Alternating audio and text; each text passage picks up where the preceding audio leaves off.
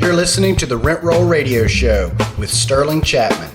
Hey, Rent Roll Radio listeners, welcome back to the show. As always, I'm your host, Sterling Chapman. Today, we are joined by Edna Keep. Edna is the CEO of 90 Days to 5K. Did I get that right, Edna? You did, yeah.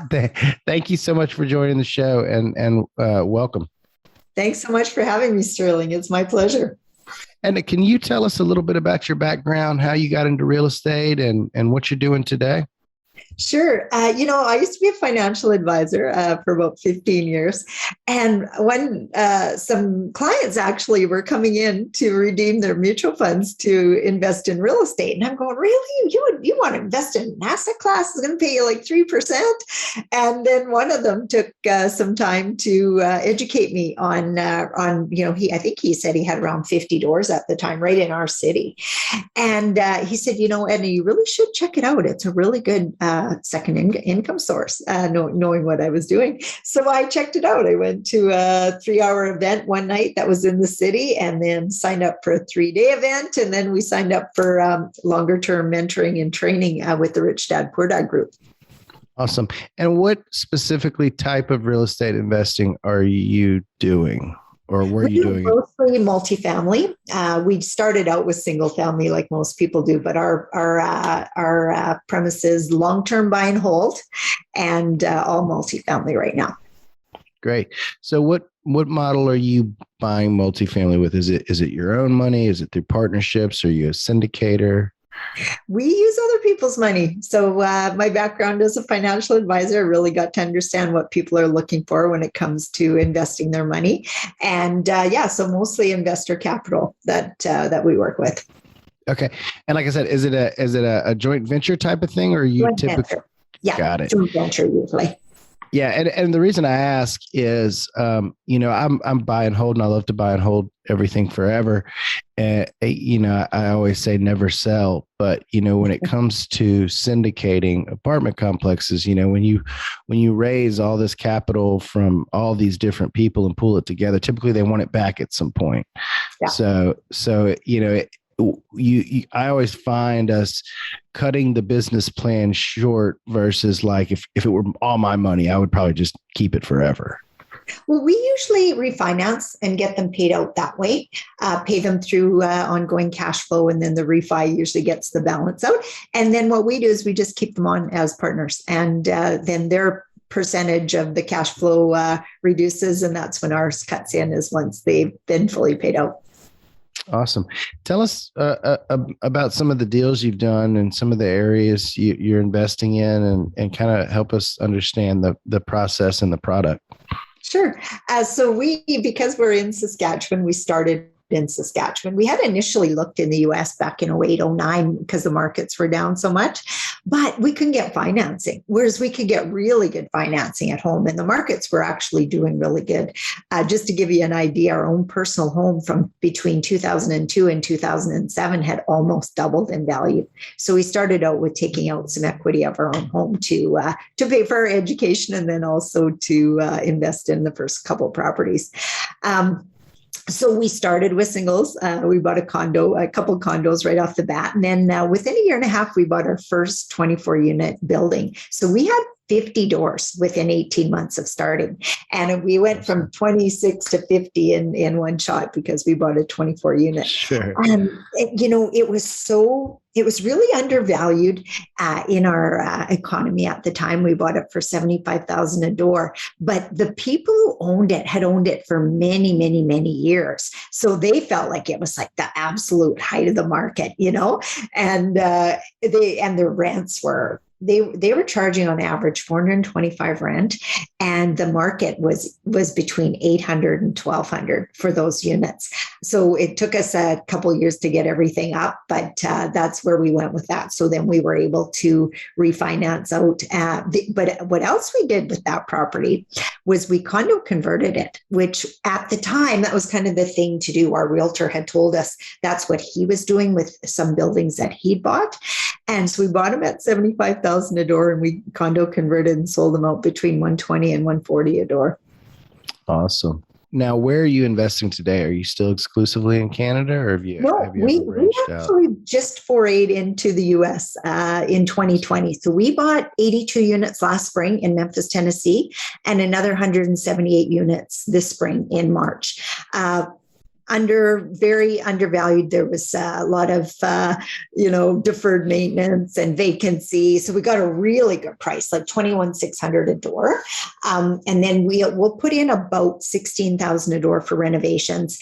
And when we first started working on those projects, we thought, well, we'll get the rents up to 600. Already we're getting rents of 800 for those units, so really a lot of forced appreciation there. Awesome. Awesome. So going back to the introduction, was it 90 days to 5K? Yeah. What is that about? Tell us what that's about. So it started out with our goal. So our goal was, because we had no intention of giving up what we were doing. I was a financial advisor earning about $250,000 a year. My husband had a trucking business earning between 100 and 150. We're happy. And we had no intention of giving up our full-time incomes. But we thought, if we could earn an extra $5,000 a month, and we were so naive, we had no idea how long. We said, I don't know, because they were asking us to set a goal when we sat down with them to buy their program. And we looked at each other and went, I don't know, $5,000 a month in, 5 years, 10 years. Is that realistic? That was our kind of thought process. We didn't know. We hit it in 18 months. And so then when I started talking to different people, because people kept coming out to me, how'd you grow so fast? How'd you grow so fast? And so that's actually how my program developed. And the premise there is, in 90 days, I can teach you the strategy we use. Okay. So you're not going to have 5,000 a month in 90 days, but you'll understand the strategy. And most of my students are hitting it between the 12 and 18 month mark. Great. And what exact strategy do you teach? Well, it's long-term buy and hold with multifamily. So multifamily, as in commercial mortgages, 5 units and above. We've bought turnkey properties where they're fully financeable right to the max right at the beginning. And then we've bought properties where we've paid cash and then done the repair and renovate and then refinance, paid out our investors, and then carried a long-term mortgage with it. So our favorite is the BRR strategy with the long-term. So if the quicker we can get our investors paid out, the quicker we can get our cash flow, and also we can maintain higher ownership positions in the properties if we get our investors paid out quickly as well. Awesome. So what do your typical investors look to get as a return? We talk 9 to 15%. Okay, great. Over what hold period? How long does it typically take you to get it? Generally hold long term, but how we work it is we pay them back out of the cash flow of the property, and then the balance in when we refi, usually between year 5 and 7, somewhere around there. We've done it in as low as 18 months, like on a building that was fully occupied, but we're turning the tenants and turning the units. So we've done it in 18 months. But typically, if it's a longer term strategy, it's between year 5 and 7 that we can get everybody paid back. Awesome. So what part of this process did you start the education? I started it in 2014. So we started investing in 2007. By that time, we built our portfolio, I think, to around 350, 400 doors. And people just kept asking me. And I started out with just a few friends, sharing with them what we had done. And then, I could see that, just talking about it and actually showing them the process was, they had to really commit to learn the process. And so that's when I started charging for it and making it a business that I could teach people, because, you can watch YouTube till the cows come home. You can listen to podcasts till the cows come home. A lot of people do, and it's a really, really great start. But you have to have a system in place so that things actually happen. Because I've seen people, Sterling, you probably have too, join a real estate investment club, show up every week or every month to the meeting, and 5 years later, they still own nothing. Like I've seen that right in the Rich Dad, Poor Dad people that we took our training with. Some would come to the meetings, never bought anything. Most people, though, I found would get stuck at about 4 doors, and they would say, well, how'd you grow so fast? How'd you get so many? And there was a few things that we did differently than most people did. And one was, we didn't do our own property management. We didn't deal with our tenants and toilets. We hired that out right from the beginning. Because we were already making good money, it didn't make sense for us to do a $15, $20 an hour job, right? So that I realized was one of the biggest things. We weren't stepping over dollars to pick up dimes. People were, saving their $100 a month a unit and not having the time to even think about what else they could be doing,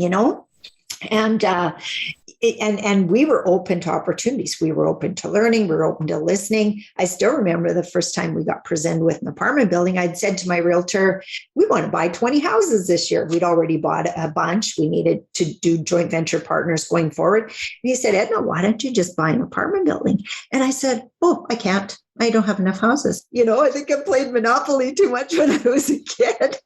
And he said, oh, yeah, you can. And I go, really? Do you own some apartment buildings? Yeah.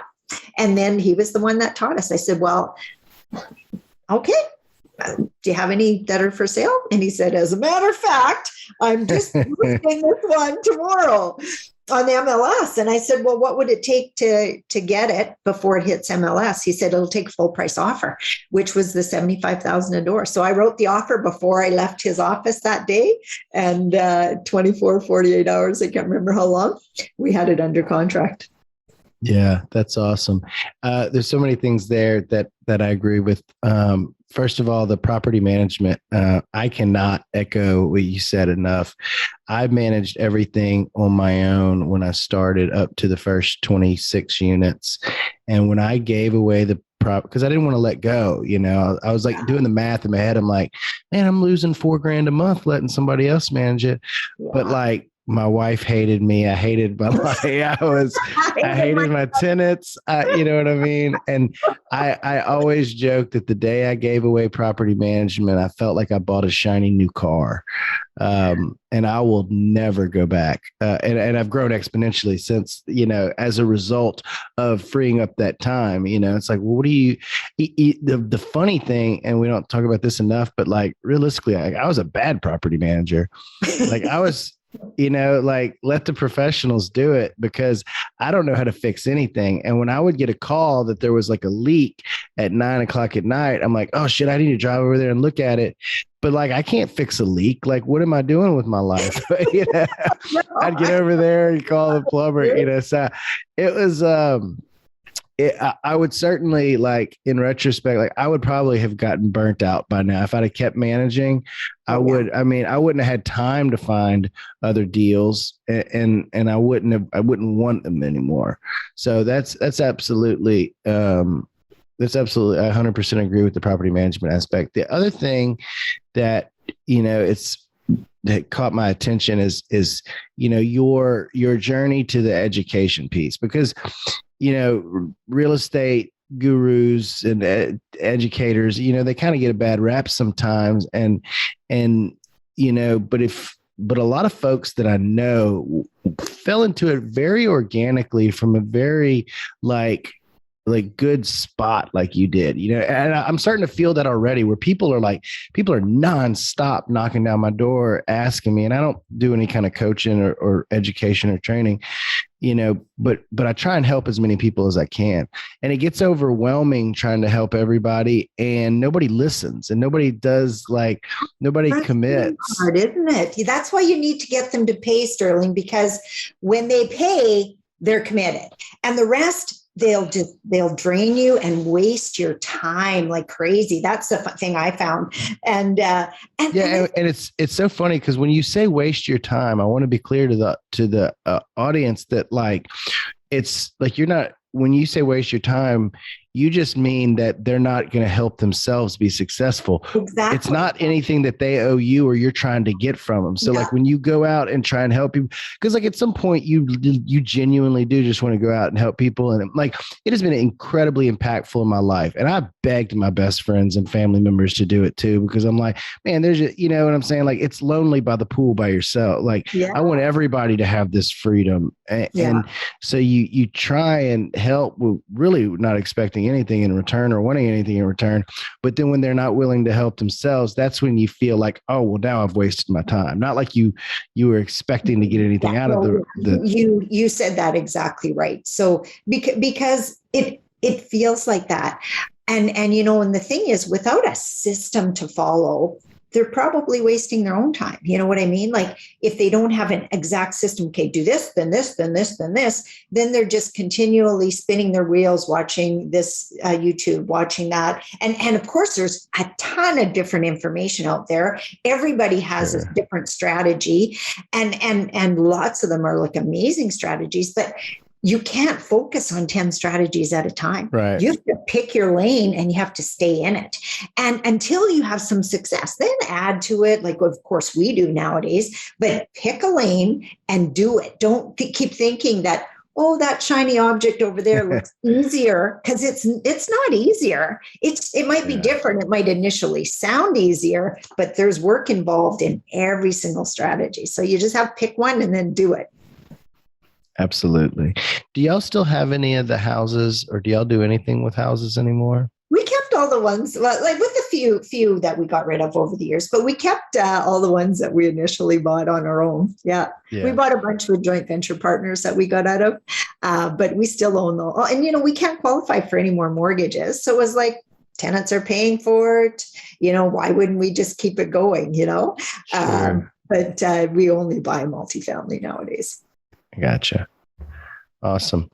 Well,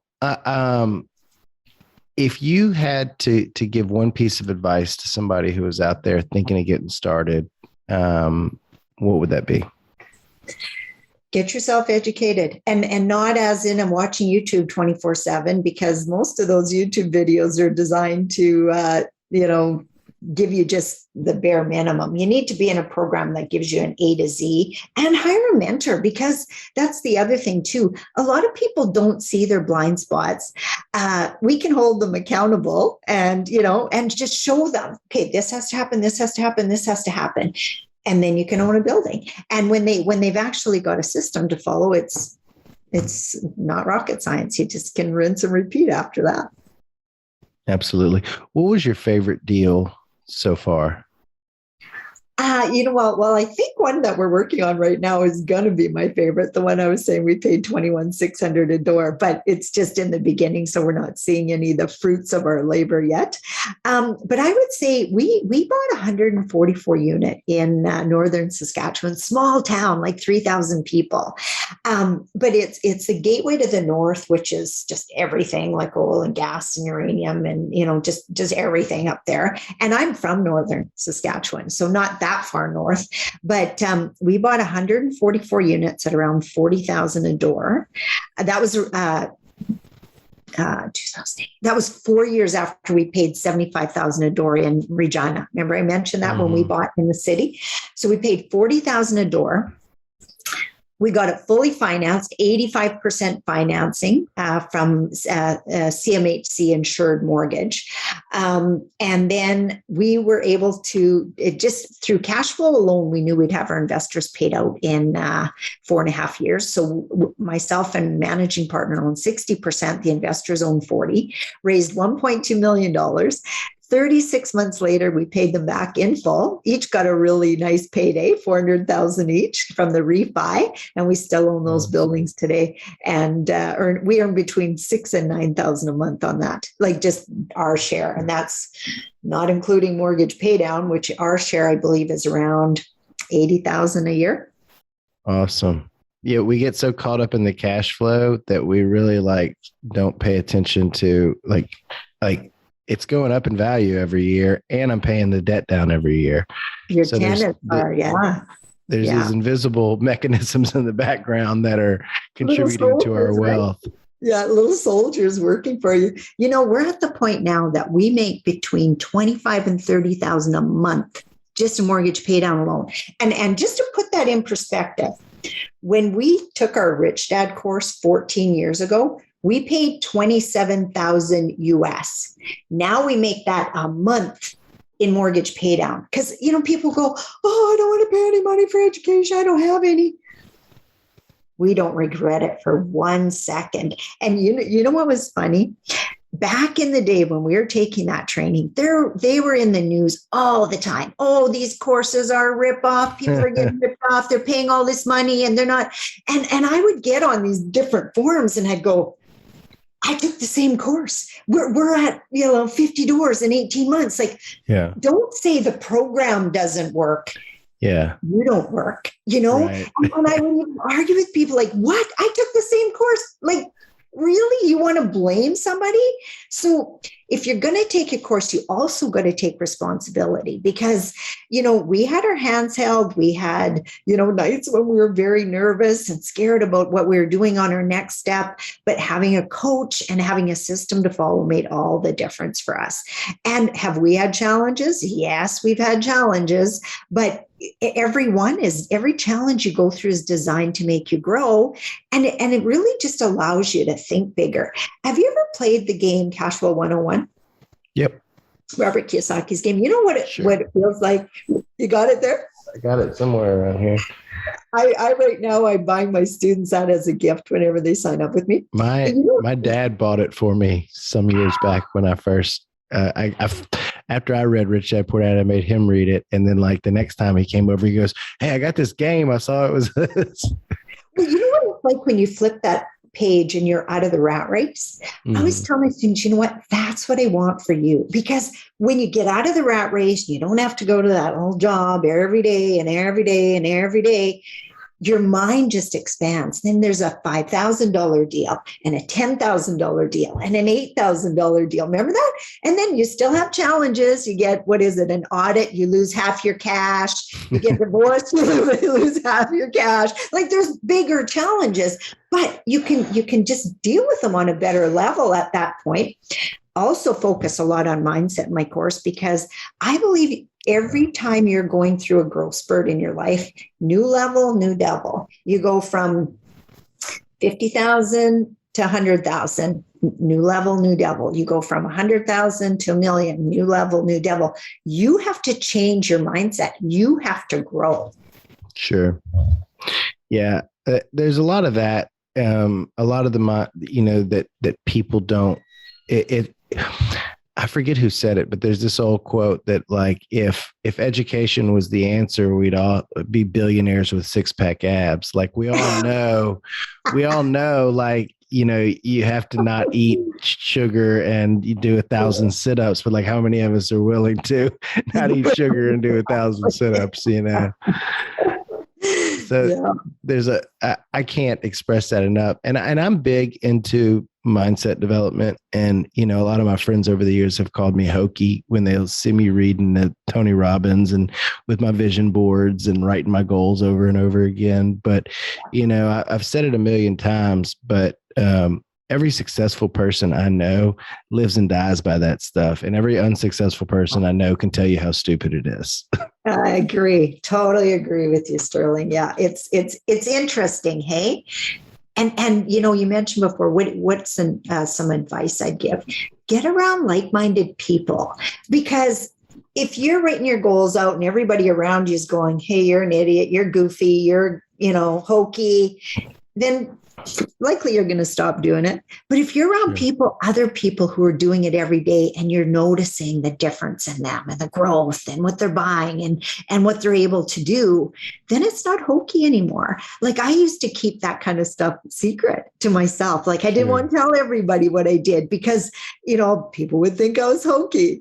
In my own house, though, sticky notes everywhere, affirmations, you know, I still have my oldest daughter's friends would say, Edna, do you remember when I started doing that too? And I have sticky notes. And now my youngest kids, they got sticky notes all over the mirror. I am beautiful. I am, you know, whatever. And And I used to hide it because I think, well, I can't tell everybody that because they'll think I'm a kook, right? But absolutely. I spoke at an event a couple of weeks ago, and every one of the speakers on stage, every one of us talked about doing that, and at times wondering, is this going to work? And then how important it's been for us to for our success to do that kind of stuff over and over again. Yeah, absolutely. So real quick, I want to hop to our radio real quick before we go into our radio round. Have you noticed any differences investing in the U.S. versus investing in Canada? I know Memphis has some shady areas, and where I am down in South Louisiana, we have some rougher areas as well. What is your experience? Is there anything that sticks out to you that once you dip your toe in the U.S. market, you go, oh, wow, it's not like that in Canada? Or no, because you know what? We have those same areas in our own city. We have areas that we avoid like the plague because, and on paper, your cash flow's good. Right. At the end of the year, it never is because it's like damages and skipped rent and skipped out. And I call it spreadsheet magic. Yes, exactly. So we stay away from that area. We did buy one house in that area. We got it for free, actually, with vendor financing and stuff. We didn't have to put any money down. We still own it to this day, and we actually have good tenants in there right now. But I keep it as a reminder because, first of all, it's not worth what we paid for it. Not worth it and even enough to sell it. A tiny little house. But, during the really boom times here, at one point, we got $2,100 a month for that tiny little house. We furnished it, and now we get $800. But just different signs of the economy. Our mortgage payments like $300. Like there's just no reason to get rid of it. We got, like I said, a good tenant in there now. The one lady's disabled, but she takes very good care of it. And so, but ongoing, we stay out of those areas entirely. Yeah. Awesome. We really like workforce housing, like people who work as opposed to social services. Gotcha. Real quick, want to hop over to our radio round. It's just 3 quick questions. The first one is, what's your favorite book?